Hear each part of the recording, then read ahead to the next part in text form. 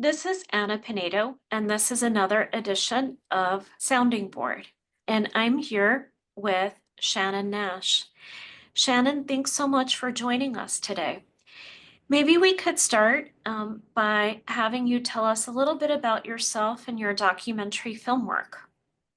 Yeah, by profession and trade, I'm an attorney and a CPA. I practiced for a number of years at law firms and in-house, eventually going into corporate and making a pivot and switching more onto my CPA and finance side, eventually becoming the CFO of tech companies, and now I sit on three corporate boards. Um, I also have a passion for filmmaking and storytelling, and I produced the film OnBoard, which tells the story of the first African American woman to get on a corporate board, and it follows the journey of an organization called Black Women on Boards. And how did you learn? What was the hook that got you Yeah. interested in on board and telling the story? Yeah, so the organization was founded by Merlene Santil and Robin Washington, and they really started it as a Zoom call with 18 women that were in their networks. And the goal of that call was to just network, get to know those women, and see how they could be helpful in these women and their board journeys, because both of them were on multiple corporate boards and were getting a lot of inbound calls, but could no longer be on boards anymore. They were what we call overboarded. And I was one of the original 18 women that was on that phone call. And, a year and a half or so later, all of the women on that call had gotten on corporate boards. So I knew there was something there in the story in terms of like what they were able to accomplish just at a kind of a grassroots level.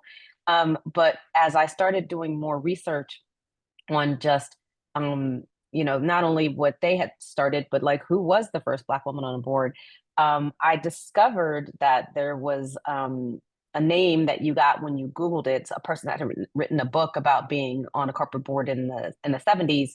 And I was talking to a mentor of mine, a gentleman by the name of Barry Williams, who's also an attorney, been on a lot of Yes. boards. And Barry told me that the person that I was attributing to be the first African American woman on the board was, in fact, not the right person. And in doing my research, I found out that actually he was right. I never doubted him, but it showed that history was not accrediting the right person. If you did a Google search, you were not going to get the right person. So I knew there was a need to do something to amplify kind of history and make sure we preserve history, and at the same time really amplify the efforts of what Merlene and Robin had started. So that was kind of the hook. Amazing. So this is a particularly interesting, but also an important time to be talking about diversity on boards. The concept obviously is being challenged. What would you say, or what would you like to share with our listeners in terms of maybe the learnings from the women in the film that really stand the test of time?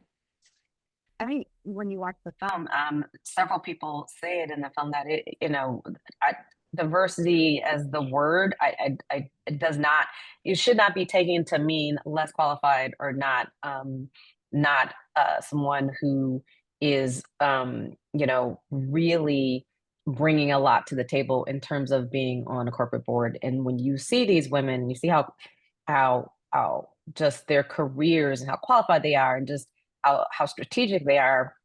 I think that it really goes to show that you it normalizes, quite frankly, that you've got a group of women who happen to be of color who are at the top of their game. And I think that just having that visual, especially for a younger generation, is just super powerful and very important in a time like this.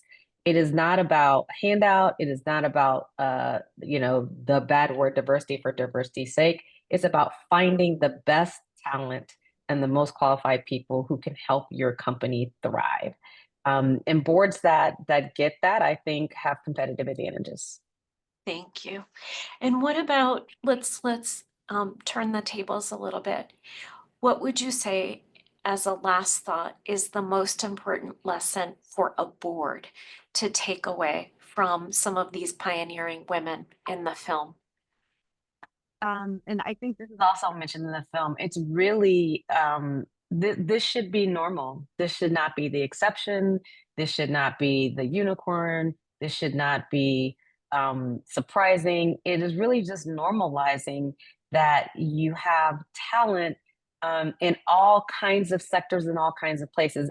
Barry even says in the film that talent can be found everywhere, and there's a part of the film that then shows. I love how the director Deborah Riley Draper, who is an award-winning documentary film director, I love how she splices in pictures of a lot of these women when they were younger kids, so you can kind of see their journey to where they became now. And he says that like, look, talent can be found in all kinds of places.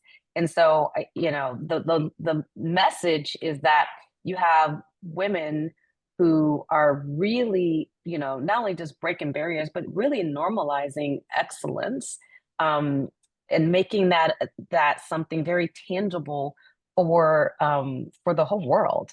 And so I think that's really an important lesson to take away from this. And we hope to inspire another generation of younger people, in particular, younger girls who can actually visualize and see themselves in these women.